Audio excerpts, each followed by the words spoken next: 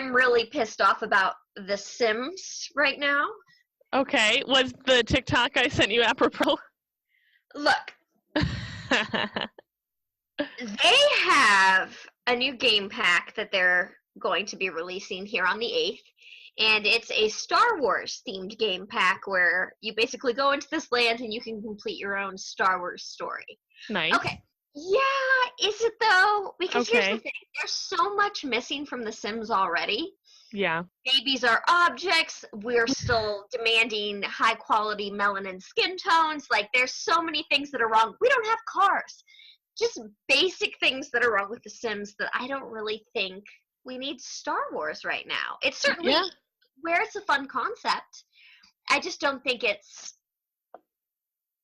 I don't know, I don't think it's useful. And now what? Are all my games going to have Star Wars characters just wandering through them? So, like, my medieval historical challenge? Is Jar Jar Binks going to show up in the background? Oh, God, I hope not. He already speaks Simlish. He really does. Yeah. He probably fits in more than most. Probably, yeah. But my point is... No, you're totally right. 100%. And here's the other thing. So, with The Sims, I'm sorry, I don't mean to just... I haven't talked to you, your birthday's happened, and the second I see you, I'm going into a rant, but... I expect nothing less. There's so many wonderful Star Wars games out there if you want to have that experience. I don't think The Sims calls for that. Yeah, I think they're probably just doing it in response because I saw someone who made like a mod that had Baby Yoda in it. Or I'm sorry, the child. And so I think they were probably just responding to that to try and shut that down maybe. But I agree with everything else you're saying. 100%. I doubt that. They've been pushing Star Wars on us for a very long time. They have? Even before Sims 4, I believe they had some little content they would add here and there. Oh, so I'm super out of the Sims loop.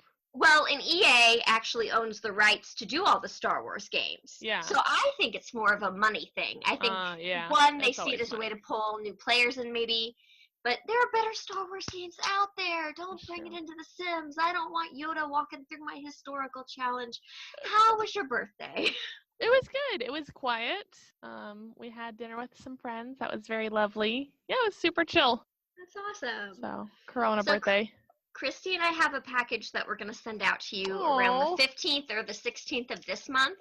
We wanted to put it all together in one and then ship it out. So we're waiting to get a couple things that we ordered but have not yet to arrive. You're so sweet. And then we're going to send it out all as one because we figured that'd be better than, look, we got a plan. So I like it. I'm looking forward to it. I like it. It's cool. My birthday can just like last the rest of the year. That'd be fine. Time has no meaning anyways. So that's really true. Yeah. I don't think of it as like we're in a timeless phase right now. We're just in purgatory of bleh. Yeah, no, at this point I definitely feel like, you know, they talk about like classifications of hauntings. I definitely feel like I'm more a residual haunting than an intelligent one. Oh, I'm just like, oh, it's 8 o'clock. It's time for me to run screaming through the house and slam all the doors. At 9 p.m. I like to pull everything out of the drawers and knock the books off the shelf and just scream into the void. I've just become like a ghost cat. A ghost cat? Yeah. I'll just like make direct eye contact, knock your glass of water off the counter, you know. I just want to say that would be the absolute best haunting ever. If there's a haunting experience in the world, sign me up for that one. I want to see a ghost cat come, materialize, and just knock my glass of water off, and that would make my life.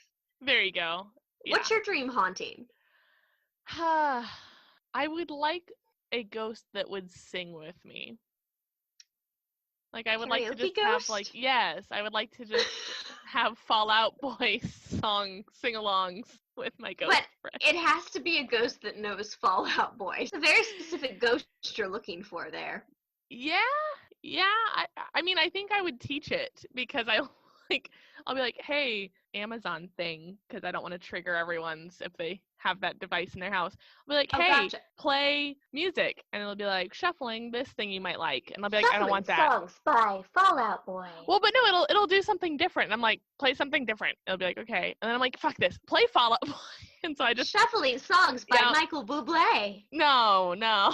Shuffling songs by the cast of Rent. Well, that one's fine. But yeah, so I'm pretty sure that I would just teach my house ghosts. I'd be like, this is the playlist that we're working off of, so prepare by Thursday night for karaoke. So Look, that's a lot of expectations. I feel like it's already a lot for a ghost to materialize, but you want them to be able to sing a playlist that possibly they've never even heard before.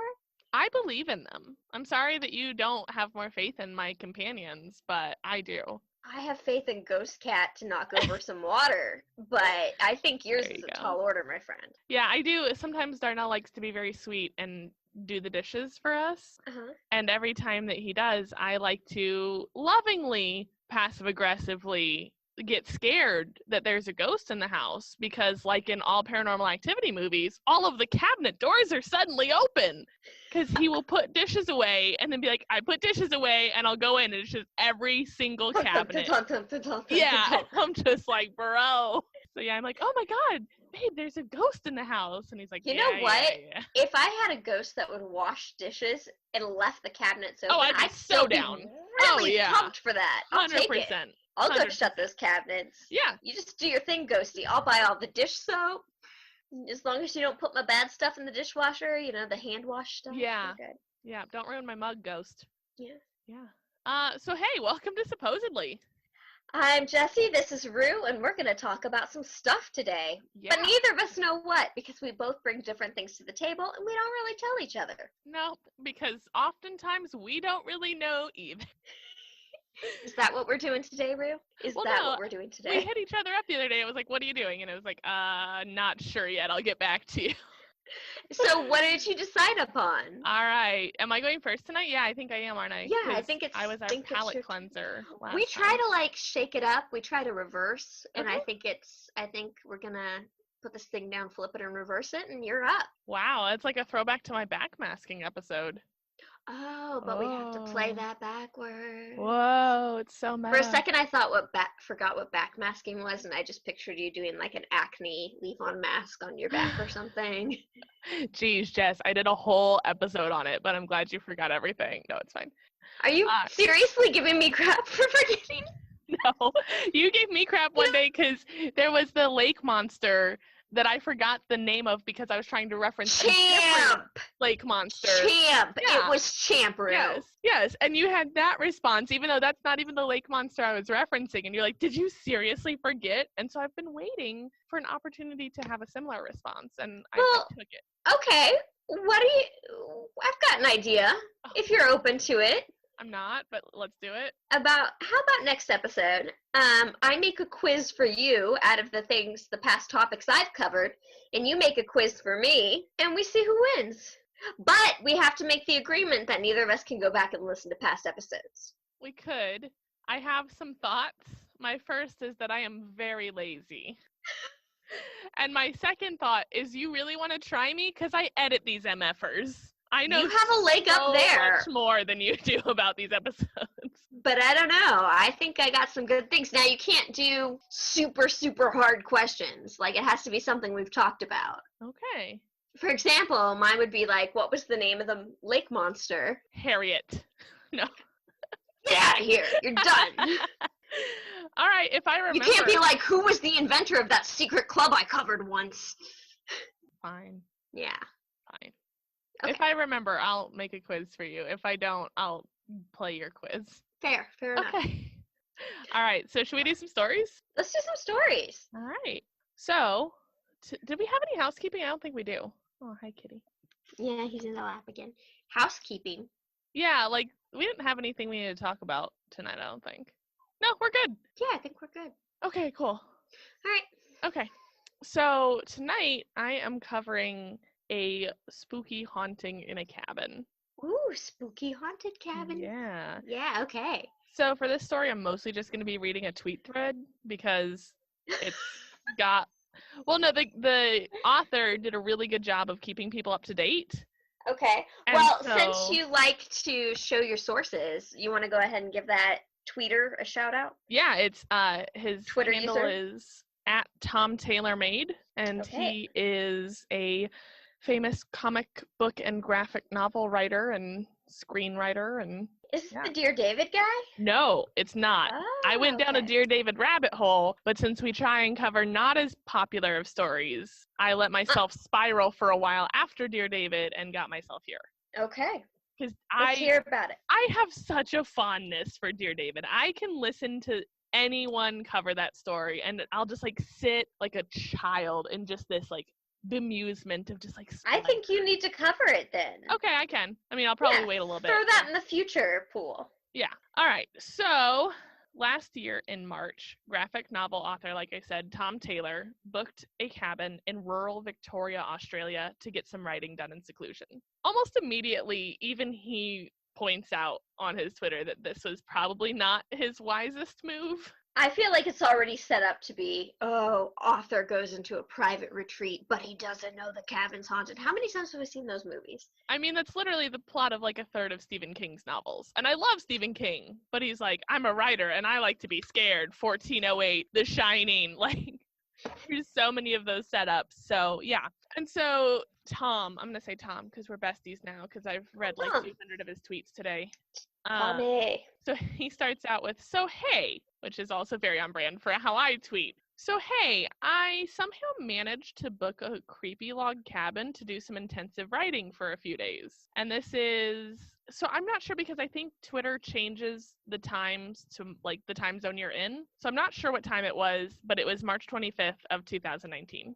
And he follows up a couple minutes later and says, I've been laughing to myself about just how cliche horror movie this is, but at 5:30 a.m. out of nowhere, despite it blowing a gale out there for hours, wind chimes started chiming for the first time from the porch. Now, I'm just about to go to bed, but I'm not sleeping through annoying spontaneous wind chimes. So I head out there, and I see the wind chimes hanging on this rusty hook. Like, of course it's a rusty hook, because what else could it be? It's always a rusty hook. Yeah.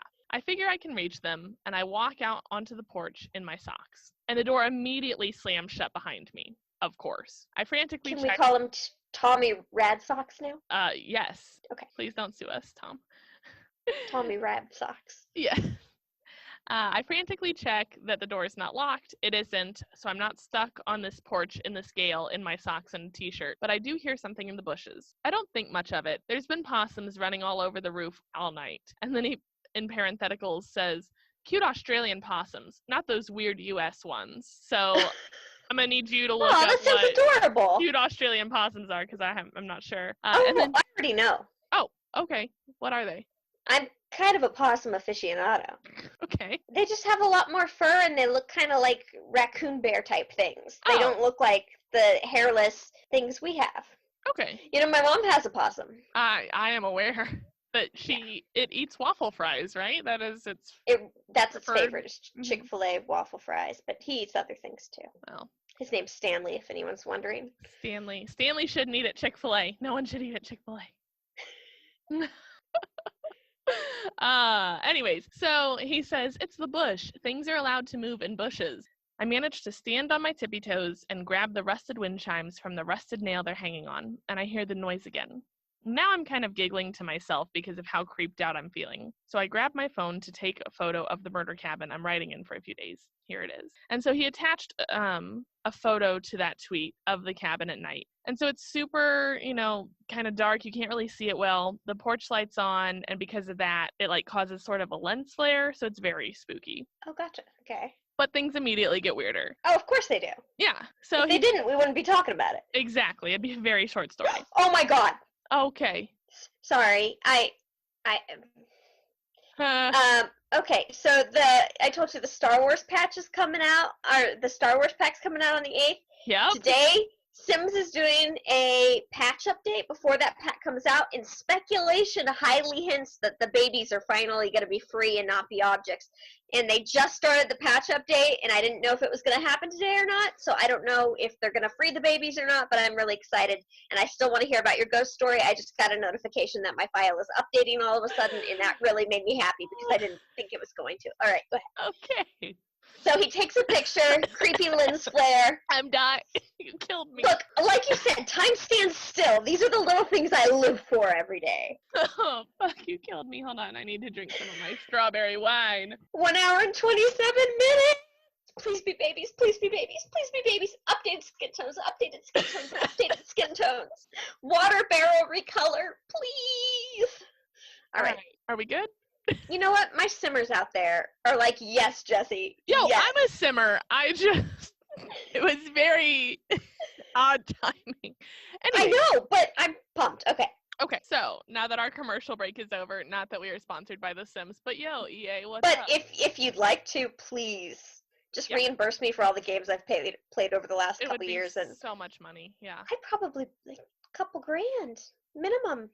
Yeah. I've had every Sims game since Sims 1. I That's a lot of can't money. bring myself to get the fourth one. Sims 4? Yeah. Yeah, it's a letdown after Sims 3. Yeah, that's kind of, I'm just like, Yeah. you know what? I know it's older and out of date. I'm going to stay with what I know and what I like. Yeah. I don't need to pay that much money to be disappointed. I've been on dates before. So he takes a picture of the creepy house, lens flare, Yep. log cabin, he's gotten the wind chimes down, Yep. and then things get weirder. And so he says, and straight after I take the photo, there's a flash. I check to see if my phone's flash is on. It is.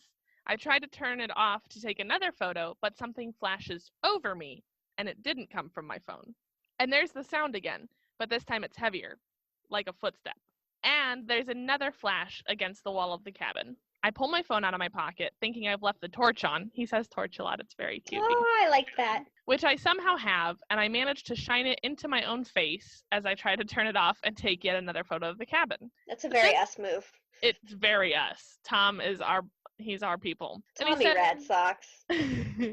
You've got this. And then he says, but then I realized I didn't shine my phone in my face. Something else flashed in my face, and my brain is yelling at me. I'm telling myself I'm being stupid and that I probably did flash my own face, and the quote footstep was probably a kangaroo or something. So I turned to confront the animal making the sound, and ... But we're going to sidestep for a minute here. Yeah, can you imagine commentary to that? Is it a haunting or is it a kangaroo? It's but can you imagine able to blame spooky noises in the night on kangaroos? It's just a kangaroo. Like, what a lie. Like, I would blame everything. I'd be like, it's nothing, it's just a kangaroo, go to sleep. But that it'd be like, it's got a big foot. Nope, kangaroo.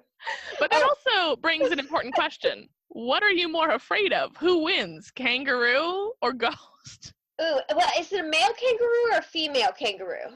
I don't know. Well, how close is the kangaroo? Jumping and kicking distance. Is it mad at me? It might be, but the ghost, you can't even see where it is, and it is also mad at you. Ooh, well, see, I could go in the house and block off the kangaroo, but true. I don't think I could. I mean, the ghost is going to go through the walls. Mm-hmm. I don't know. I think they're both pretty terrifying now that I think about it. All right. Okay. So then he tweets, and at 5:30 a.m. in the dark, outside the murder cabin, someone is standing there. I can't see their face. They're wearing a head torch. And I'm running. I know I slipped at some stage in my socks as I ran up the porch. I definitely kicked the wind chimes. I ran through the door and slammed it and shut and locked it.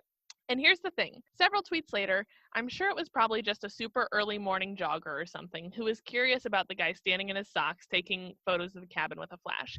Because, I mean, the thing is that this is like 5:30 in the morning, which, while that's like super early to people who stay up all night and write, like healthy people who like to go for morning jogs, that's like prime time. That's true. So it's not that. Hunters, a lot of hunters will go out around then too. Yeah, I mean, if it was like 2 in the morning or 3 in the morning, I'd probably be more freaked out. But like 5:30, that's a dude who's like getting ready to go to work in the morning, just going for a run. Like, okay. So he kind of talks himself out of it. Oh, I hope you couldn't hear that because I sure heard something on my computer. That was a dog. No, my it was like restart to stay up to date, but it was like, Oh, I didn't hear that, but you can probably hear the dog whining. I'm sorry for the dog that was in our last episode. Neither of us caught it, and it was like. Are you sure that wasn't an EVP? Fuck, dude. Okay. You have a ghost dog. We were talking about ghost cats earlier. You have a ghost dog. Did it sound a lot like it sounds right now with Rosie? I can't hear it right now. Noises? Well, on playback, let me know. Okay. If you can hear it right now. She did that right on cue, by the way. If you can hear it right when I said, then it's probably Rosie. Okay. So then he says, but if it wasn't, I'm letting you all know just in case. And here's this helpful picture I accidentally took mid-panic run, if you need photographic evidence to go with this testimony. And so here he's attached a super useless photo, clearly taken mid-sprint with the flash on. So it's blurry, it's pointed at the ground, you can kind of make out a tree in one corner, but it's useless. So then about an hour later, he tweets, update. I just heard the wind chimes again. The wind chimes I know for a fact aren't hanging up anymore. Uh-oh. Yep. And then about 20 minutes later, this is screwed. I am not joking. Lying in bed and the bedroom door just suddenly blew open with a bang. Nope. It's not a kangaroo. Yeah. And then he tweets. Run, Tommy Red Sox, run. And then he tweets, "Oh, come on," with the picture attached of a doorknob which is broken off in his hand. And it's not relevant to the story, but this is like the ugliest doorknob I've ever seen. It's like wood and gold, ultra like 70. Ew. But it's just like broken off in his hand. So he's having a hard time. So the next morning he says, I realize it's been 8 hours. Just wanted to let you know I'm okay. The story didn't end there, but my phone battery did. And the charger was in my car outside. So, physically impossible to retrieve. Which, like, big He is one of our people. He's so one of our people. He really is. Yep. Get that. Respect. And then he says, so this is what happened next. Before my phone died, I spoke to my wife and told her I was sure I'd be fine. And then I took a video of the bedroom ceiling. I'm lying in bed and the ceiling is making this sound. And then my phone dies. And so on that tweet, he'd attached a video, which like was his phone pointed at the ceiling. And it does sound like there's maybe like little bangs or knocks on the roof, All almost right. like Since we don't have the right to play the audio, would you mind trying to duplicate it a little bit as best you can? It's like a very light, like tap, tap, tap. It's like almost like if there was small acorns falling on the roof. Okay, like. Kind of, yeah, with the dog whining in the back. That's the kangaroo in the bush. So yeah, we're not going to play the video. You can find it very easily. But also the ceiling that he points his phone at is just plywood with like exposed beams. Eee. Like, keep it classy, Australia. Not very ghost or kangaroo proof. No, like I've seen kangaroos kick. Like you said, they're super jacked. Like I can get through plywood. Okay, so back to the story for the 17th time. So he says, I'm lying there staring at the ceiling, which is apparently counting down to my death. He's so our people. Yep. When the wind chimes rattle across the porch floor, and then something very big runs across the roof. I'm assuming he says, I'm assuming it was a large possum and definitely not a hell beast. So, long story short, I love Tommy Red Sox. He's great. He says, eventually, exhausted, I close my eyes and I wake up to a bang. I'm instantly more awake than I've ever been before. I'm on my feet, but I don't even remember getting out of bed. Someone is bashing on the front door. I'm standing motionless in my underwear, ignoring the still ticking ceiling, trying not to breathe too loud, trying not to make a single sound. I am a petrified ninja. Oh, man. He tweets, the bashing starts again, without stopping to do anything sensible that would make me feel less vulnerable, like put on pants. I walk slowly to the front door, and there's a large shadow on the Venetian blinds. A very big person is standing on the porch of this remote cabin. The bashing starts again. Pants make you feel so much better about life. Like, there is nothing more vulnerable than just, like, Winnie the Pooh-ing it out there. That's true. Yeah, I'm not trying to fight something like I'm Cameron Diaz in the opening scene of Charlie's Angels, just with my tush hanging out. Look, I'm 90% no pants right now. Oh, we all are. But if you heard a big scary bang and saw a large figure on the front porch, you'd hope you were wearing pants. Yes. Yeah. Ideally. Right. But if not, I'm not past climbing out a window in my underwear and making a run at it. Oh, I'm an actress. There you go. If a bikini covers it, I'm fine. There you go. So then he says, I eloquently call out, what? The bashing stops. I see the guy shift and he calls out, package. He's just the mailman. And there's this scared man in his underwear that's like, what? I wouldn't take the package. The package could be death. Right? And so he says, after the night I've had, there's no way I'm opening the door to a stranger delivering a package to a remote cabin. Also, I'm in my underwear. Also, I can't open the door because I frantically locked it during the night, and I have no idea what I've done with the keys. He calls out, can you sign for it? And after a way too long and awkward pause, I say, no. Helpfully, I call out, just leave it, mate. And the guy says, I can't really. Just leave it. And so eventually he does find his keys, I suppose, because he ends up taking a picture of the package on the porch near the wind chimes, which are on the floor. And it's about like shoebox size. It's marked with like a 1 kilogram. So it's pretty light too. And it's sitting on the oldest, ricketiest wooden chair in the world. So it's just all really adding to this spooky cabin thing. And so Tom tweets, so what are we thinking? Still beating heart or trapped soul? My money was going to be on the wind chimes. But you said that the wind chimes were on the ground. Yeah. And so then he says, because at this point, like a lot of people, especially his comic friends, like Chuck Wendig at some point, like was replying to him. And like there's just a lot of writer and comic and graphic novel people that are like responding to him. And it's really funny to watch him like interact with them. Hold on. Is it, you drinking some wine there? Is that your dandelion wine?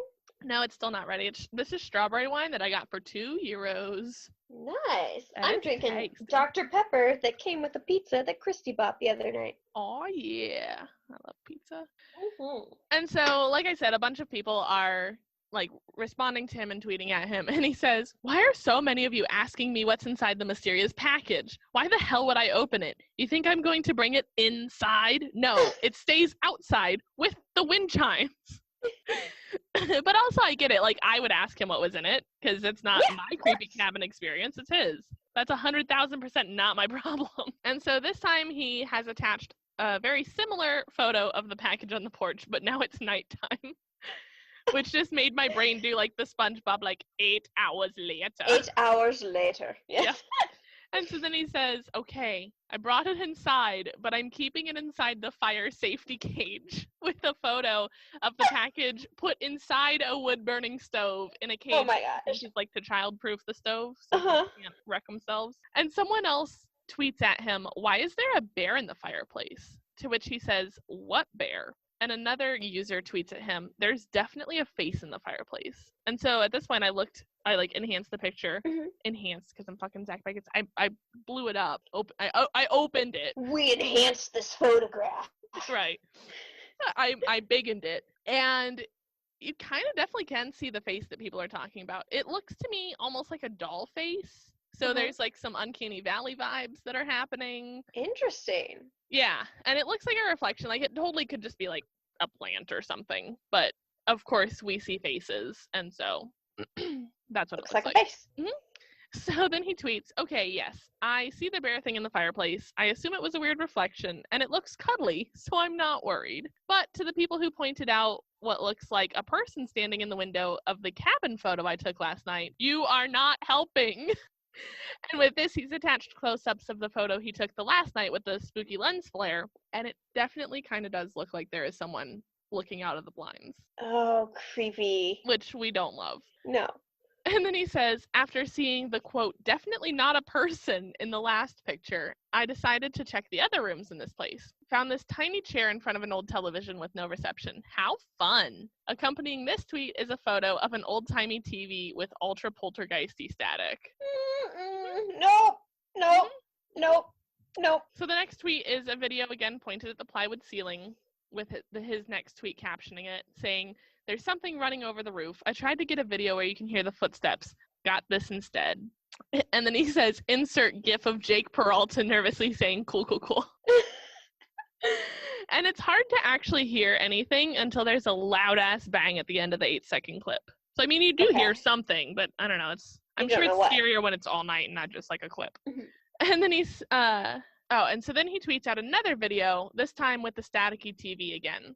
And he's holding the package, which he still hasn't opened, but I guess he got it out of the fireplace. And he's moving it closer and further away from the TV. When the package gets closer, the static changes like there's interference. At the end of the video, he screams. And then he tweets, hey, sorry for the loud noise. I accidentally squished my toe with the tiny chair. I'm in bed now. I want to go to sleep, but something's on the roof. So it's just like a Scream movie, kind of. He's just like fucking his own self up. So... he's definitely psyching himself out, which, like, I would definitely be my own worst enemy in this sort of situation. And then he tweets out another video pointed at the ceiling and says it sounds bigger than anything else he's heard. And this time you definitely hear something that sounds like running. Like, it's like a... And it's like... And you can almost hear it moving. It's like... Like, it gets, like, louder and quieter, and I'm not here for it. Nope. But the funny thing is that, so while I was watching this video and, like, listening to the thing running on the ceiling, someone slammed the heavy front door to my apartment building, and I almost shat myself. Oh, no. Because it was like, slam! And I was like, no! And so then he tweets, oh, I, like, almost fell over. So then he tweets, hey, sorry to all the people asking if I'm alive. Yes, I'm okay. Just been writing in isolation all day. Thanks to the news sites checking in too. Nice to see my living nightmare has made at Time magazine. This tweet is accompanied by a photo of the cabin in daylight, and you can now see that it's like completely surrounded by the woods. It is ultra spooky. It's isolated. Oh, don't love it. Yeah, I wouldn't want someone with a headlamp being that close to me in the middle of the woods in the Yep. Yeah, because like if you're in suburbia, someone running at 5:30 in the morning. Not a big deal. But not in ultra isolation with their little quote Nope. head torch. Yeah. And then he says, oh, there is one thing to report from today, but it's almost not worth reporting because, like, is this cabin even trying anymore? And he says, so there are 2 bedside tables in my room. And seriously, I almost didn't bother sharing this because it's just so blatant. Try harder, cabin. Where is the subtlety? Anyway, I opened one and he attached a photo in the drawer of the nightstand. There's a book, and the book is This House is Haunted by Josh Boyne. Oh, I still think that's awesome. Uh-huh. And then I think that's totally worth reporting. Oh, yeah. And then he tweets, I'm not opening the other bedside table. A subsequent Do it. To everyone telling me to open the other bedside table, you're the worst. Well, sorry, Tommy Red Sox, I want to know. And then he tweets, gah, fine, I'll open the other damn drawer. Thanks, Tommy. None of our listeners look at this. How much does he remind you of Drew? Oh, so much. So much. Just the, like, I'm not doing it. To everyone who's telling me to, you're the worst. And so then he says, thanks. This is so much worse. So much worse. And he has another photo attached to the tweet. This is with the other bedside table. This time it has a very 80s looking book called Games to Play with Babies by Jackie Silberg. Is it a baby ghost crawling across the roof? Who knows? It's very fast if it is crawling. Like, go baby, go. That's like a demon baby crawling across the roof. Obviously. So then he tweets, remember the wind chimes? I can hear them chiming again. The only problem is there's no wind, and they're not even outside anymore. I brought them in and put them with the package on the old wooden dollhouse. He's got a dollhouse? Oh, I'm sure the dollhouse is, like, riggedy wrecked. Creepy, yeah. So if you open the picture all the way, or enhance it, enhance the picture, you can see a very, like, weirdly illuminated little mini teddy bear looking thing up in the top left corner, and people immediately point this out. Tom thinks that they're talking about, like, a Bilby marsupial toy, which is sitting on the dollhouse, but he's quickly pointed to the anomaly, and he says, oh, okay, yeah, I see it outside the window, above the package and the chimes. Not cool. It could be a fluke thing. It might have been a moth. There have been a lot of moths at the window tonight. Oh, I'm sure it's a moth, right? Sure, yeah. This is clearly not a bug, as bugs look like this. And, side by side with a grasshopper. Right, literally the biggest fucking moth, yeah. And so at this point, someone tags him in the article, Tales of Sinister Haunted and Possessed Teddy Bears. To which he replies, thanks for that. Really helpful input, really. And then someone else replies to him, surprisingly, it's not Zach Baggins, and says, is it still there? Did you go and investigate?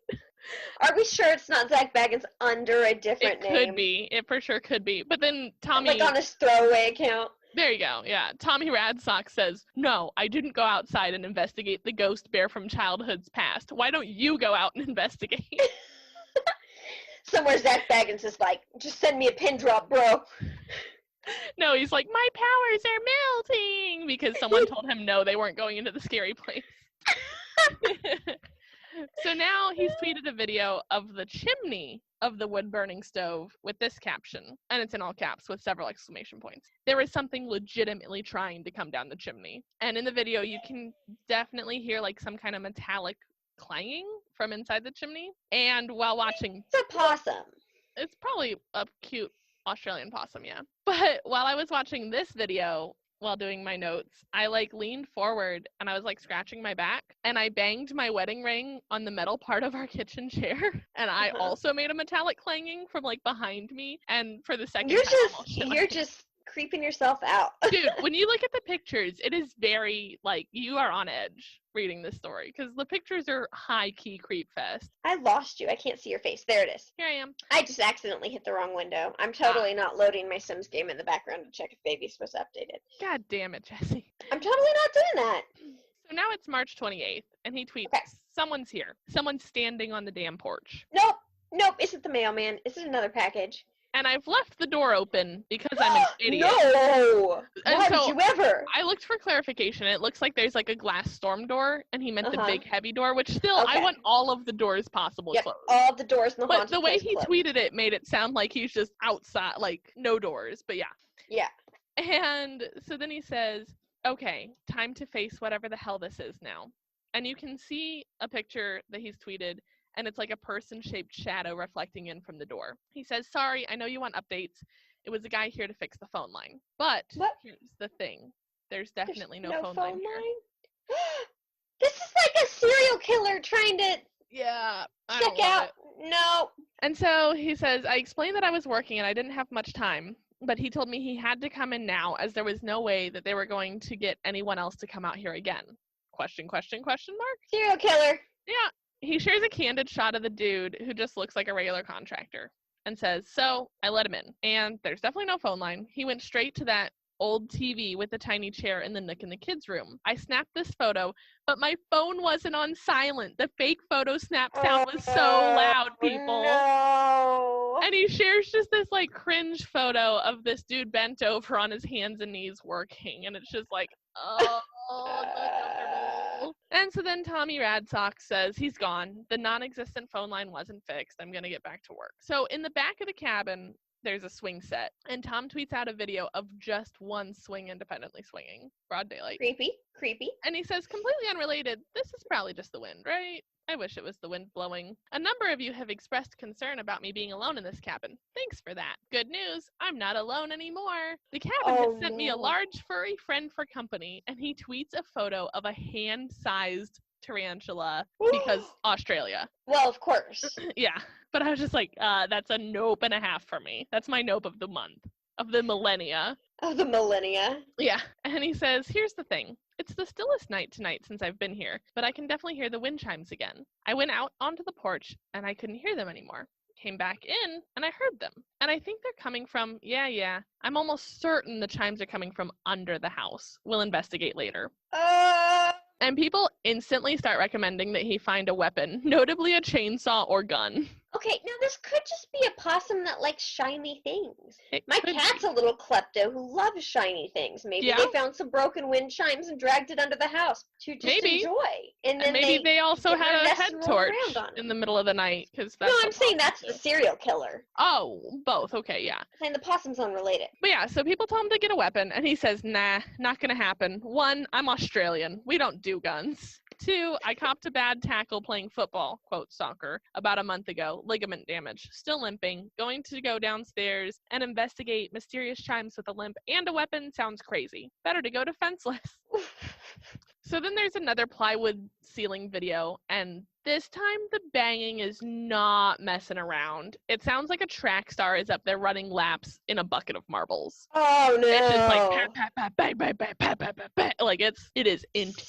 Serial killer. A very fast serial killer. A very agile, yeah. And then he says, chimes have started under the floorboards again. I'm going to investigate. A little bit nervous. And then he says, all caps, I went out, I heard the chimes, but I saw something else, and he shares another video in the dark with his phone light on. And he goes like out back again, and the one swing is still swinging in the dark. No wind. Creepy. Yep. And then he runs away. It's like, and then it starts like Blair Witch Project, like the phone just as he runs. And he says, tomorrow night is my last night in what the Airbnb describes as a cozy and relaxing log cabin. I've decided I'm opening the package then. Good night. So we've made it now to March 29th. What was in the package? What's in the box? What's in the box?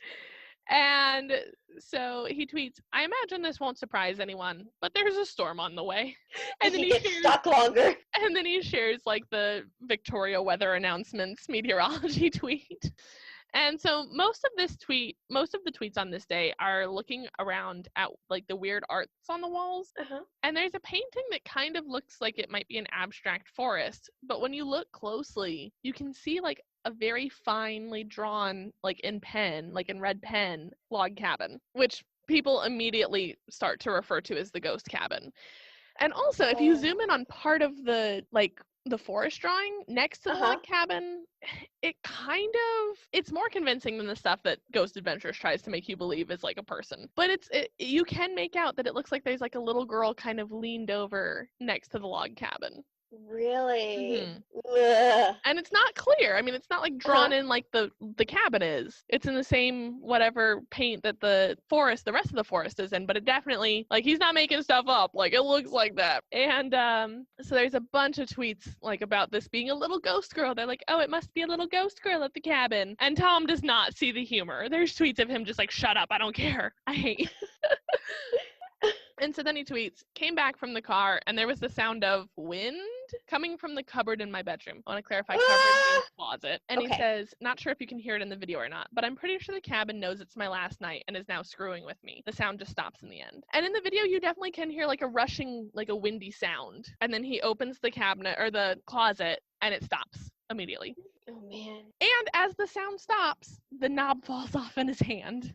Nope. And he tweets, by the way, that is the third doorknob that's fallen off in my hand in this place.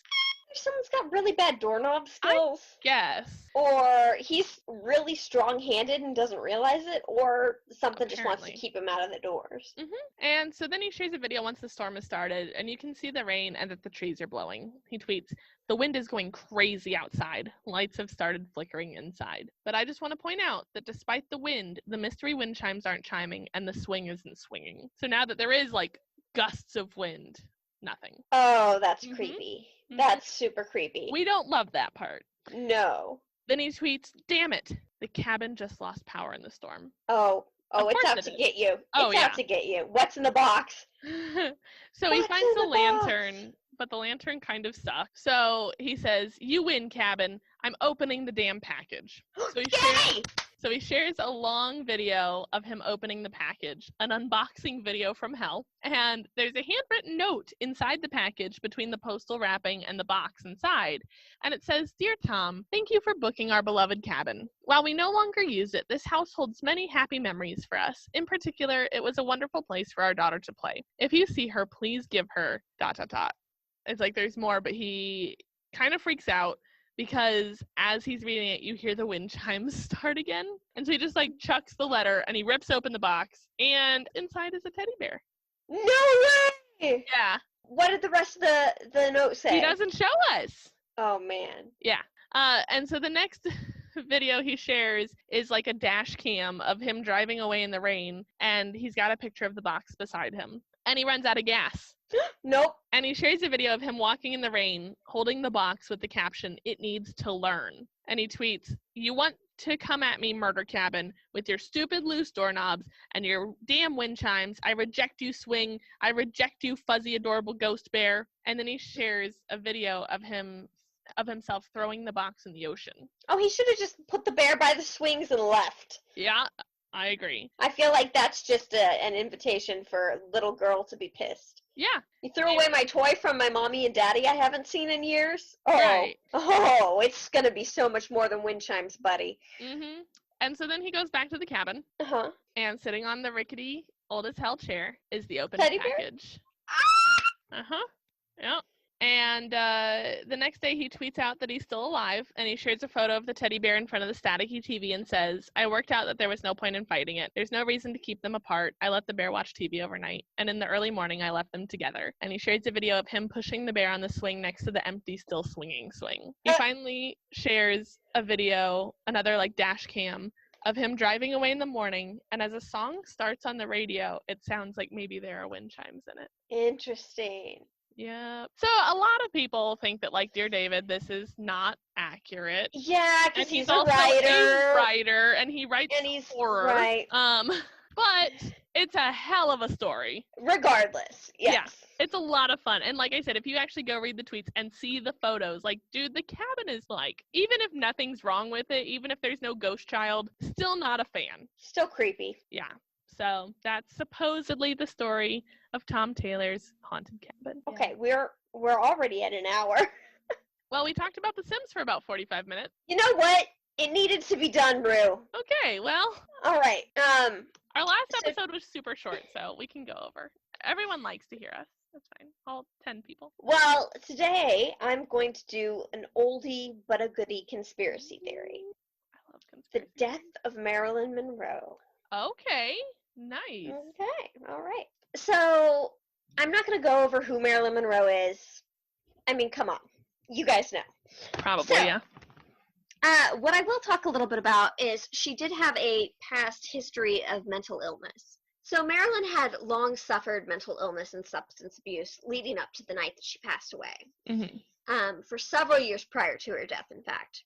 And a lot of people, when you think about Marilyn Monroe passing, they think of this icon, right? This woman at the peak of her career. But I gotta tell you guys, oh, my phone's ringing. Is it childish again? It was. Okay. Okay, so when a lot of people think about Marilyn Monroe passing, you know, you've seen a lot of reenactments that she's this peak, beautiful woman. She's at the height of her career. People play it up like she passed when she was super successful. And while, yes, she was a super successful actress, her career had kind of been in a decline for a while now. You got to remember, this is the 60s, the early 60s.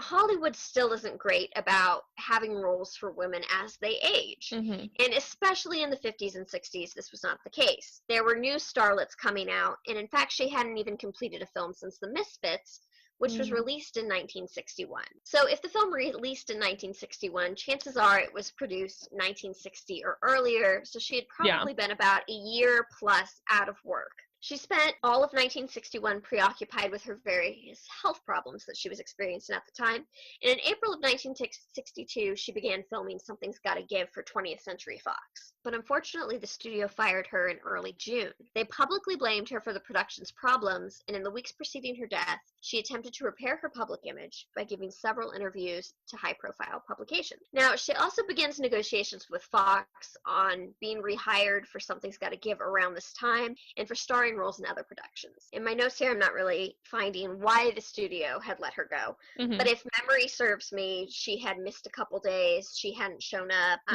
She wasn't doing that great. Gotcha. So on the last night of her life, August 4th, she was at her home in Brentwood. Once again, when you think of Marilyn Monroe, you think, oh, palatial mansion. Remember, her career had been in decline for a while now, so she's living in what equated to a middle-class family home at that time. In fact, her rooms were very sparsely furnished, and there was hardly any decoration in the home. Wow. In the bedroom she passed in, there was pretty much just a bed, the bedding, a night table, a lamp, and a couple various clutter items, but no decoration, blank walls, all that. Dang. Throughout the day, she was accompanied at various times by her publicist, Patricia Newcomb, her housekeeper, Eunice Murray, and a photographer, Lawrence Schiller, and even her psychiatrist, Ralph Greenson. At his request, Murray stayed over that night to keep Monroe company. She was struggling with a little bit of depression, and he just wanted to make sure that she was okay. Approximately 3 p.m. on Sunday, August 5th, she had noticed that Monroe had locked herself in her bedroom and appeared unresponsive when she looked through the bedroom window. Now, if you've ever seen reenactments of the Marilyn Monroe death scene, it's always shown with her on the bed, telephone clasped in hand, completely nude except for a sheet. And in fact, Marilyn Monroe often slept in the nude. And she was known to make phone calls well into the night to several, what's the word I'm looking for, Rue? Acquaintances. Okay. And friends. She would call them late at night and talk to them. I want to also note, in leading up to this, that I can't remember who said it during a lot of the documentaries I watched, but around this time, people were saying that she was having some troubles with her hygiene, that she often smelled, that her housekeeper, I believe it was, but don't quote me on that part, someone had said that her roots were pretty grown out, and yet in the death photos, I didn't see any roots grown out, but they were said leading up to that time. Okay, so maybe she was in like some kind of an episode, or there was some mania happening or something along those lines. I mean, it very well could have been. Marilyn Monroe had a very tragic life. There was a lot of sexual abuse involved. There was, I mean, I should do a whole nother episode on that. Yeah, a lot of trauma in that poor woman's life. A lot of trauma in her life. Yeah. So it's not unlikely that she was facing depression as someone who was very famous and inflated for being the world's greatest sex symbol, and now she's having trouble getting roles where she's seen in that same way. She begins aging. She's having a tough time. She's gone through multiple marriages at this point. Yeah. She was infertile. So when her housekeeper noticed that Marilyn had locked herself in the bedroom and appeared unresponsive when she looked in through a bedroom window from the outside, Murray alerted Greenson, who arrived soon after the room, by breaking a window. Now, to remind you, Ralph Greenson was her psychiatrist. Yeah. Just going to do another little blurb here to say that the studio system in Hollywood was very unique at the time, in the sense that if somebody was experiencing a death or had a medical problem, oftentimes it was dealt with through a very specific type of doctor. Sometimes the studios would hire a doctor, sometimes they would cover up certain things. It wasn't unknown for doctors to prescribe film stars at the time lots of uppers and lots of downers to keep them on a film schedule. So super cute. Right. So her psychiatrist being there, I mean, they didn't flat out and say that the system had hired him, but I kind of get the vibe that maybe at some point they did, and she developed a relationship with this guy. Right. So he shows up because he's called by the housekeeper, which most people would just call 911, right? No. Yeah. They call the psychiatrist, and he goes to the outside of the house facing the bedroom, looks in the window, and decides to break it, and they break into the room using a fireplace poker. What? Yeah. So okay, so it's important later. It's easier to break a window than to like pick an internal lock, or to bust down the door. Right, because like most bedroom doors are not that, those locks are not that strong. Right. It's a little bit of an interesting situation. Yeah. So he uses a fire poker to break through the window and then is able to go in the room. Okay. And he finds her immediately unresponsive.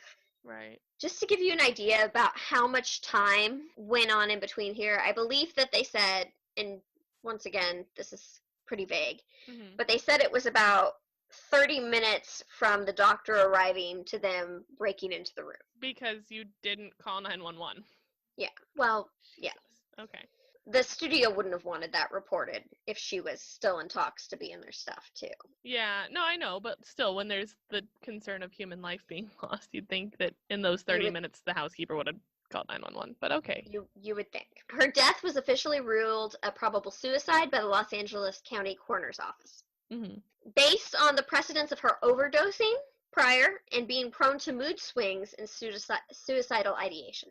So she had a couple of past attempts. Yeah. But a lot of people think that this was extremely different because in a lot of past attempts, she would reach out to someone and say what she was doing before she did it. She was prescribed a bunch of pills at the time, including sleeping pills, which she would take every night. Yeah. Well, and it's believed right? the phone was in her hand. Okay. Like I said, she called multiple people throughout the night. So the day prior, she had refilled a prescription for 25 of these sleeping pills. And it's believed that she took all the pills, and that's what killed her. At the time, they said no evidence of foul play was found, and an accidental overdose was ruled out owing to the large amount of barbiturates she had ingested. So on August 8th, Joe DiMaggio directed her funeral at Westwood Village Memorial Park Cemetery, and she was interred in a crypt at the Corridor of Memories. Well, a lot of people don't think that that's the end of her story, because Marilyn had a sexual history with John F. Kennedy and Robert Kennedy as well. Missing from Marilyn's room was the red diary she kept for years and years. And this is something that the housekeeper still speaks about in interviews today, that Marilyn was adamant about writing in this red diary, and yet it's nowhere to be found. Also, we talked about the fire poker going through the window. Yeah. From the outside, that would leave glass on the inside of the floor.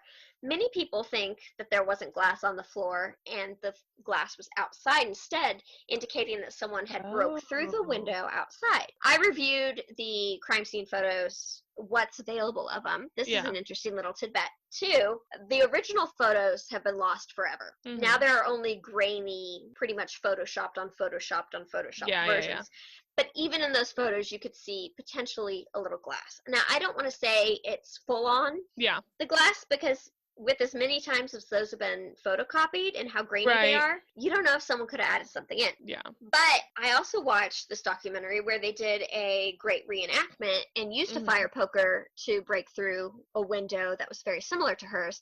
And because a fire poker has a nice curved shape, Yeah. even when you break through from outside, there will be glass on the ground outside as well from the sheer Right. force Well, of and I putting the was poker through and thinking, pulling it back out. yeah, well, I was thinking, like, in movies, I've never broken a glass, but like even when they use their elbow, like when you clear it out so that your whole person can go through, Right. it goes in both directions. So I mean that could probably be part of it too, because they wanted obviously a bigger hole than just a fire poker is gonna Right. make. Now, I should say his whole body didn't go through. He was able to undo a switch and access the window that way. Oh, well, but Yeah. how did he get in? Oh, like it was like a French He door kind broke of situation? through and then undid the switch on the window and opened the Oh, window. okay, that checks out. Gotcha. I was thinking it was like a climb into the window situation. Yeah.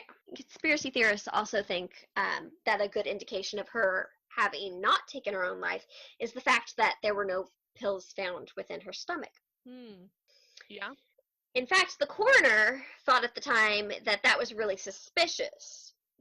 So he instead goes and he takes a magnifying glass and he looks all over her body to see if there's anywhere she could have been injected. Yeah. They were unable to find an injection site. Well, when clearing out her internal organs during the autopsy, he noticed her lower colon had a very dark purple discoloration, which indicated to him that potentially these pills were not ingested, but absorbed through an enema. Oh, wow. Okay. Back to that documentary I watched, they did an experiment where they took the exact pills she had and they put it in a jar. I could describe the setup, but basically, Like stomach acid? they put it in hydrochloric acid with some enzymes, and it was stimulated at body temperature to what am I doing here? See how long it would take to dissolve. Yes, Like exactly. Yeah. Exactly. To kind of gyrate like the stomach does and see how long it would take to dissolve. And then they measured at what point would she be passed out. And at 20 minutes in, she would have lost consciousness. And technically, there could be no sign of pills in her system. Right. Well, because I was going to say, by the time it gets to the lower colon, like, it's done a lot of traversing. Like, it should be gone by then if it went through your stomach acid, right? Right. Okay. And she had no blockages in the colon whatsoever, which was interesting because most people will have waste something going on there. Yeah, some sort of waste. So for her to have no blockages whatsoever and have colon discoloration, the coroner said that that was extremely odd to him. Like I said, the original crime scene photos are missing. Right. And when he went to go do a toxicology report on the liver, he found many of her internal organs had gone missing as well. Excuse me? Yeah. Like from the morgue? Like from the morgue. Whoa, it goes all the way. Yep, it goes all the way. Jeez. Yeah, that evidence tampering, like especially in post-mortem situations, just pisses me off so much. So a lot of people think that because of her involvement with John F. Kennedy and potentially even Robert Kennedy, that it could be a government cover-up. That perhaps she was injected or distributed an enema containing these sleeping pills that proved to be fatal to her. Yeah. So an affair between her and JFK was never confirmed, though researchers heavily speculate that the pair met at least 4 times and at least slept together once. Yeah. That it wasn't very romantic, and it reportedly didn't mean much to either of them. But in her famous Happy Birthday song that you did earlier. You're welcome. There was one photograph snapped of them sharing a rather intimate moment. Yeah. Backstage at that event. That's the only proof of them having ever been together. Yeah.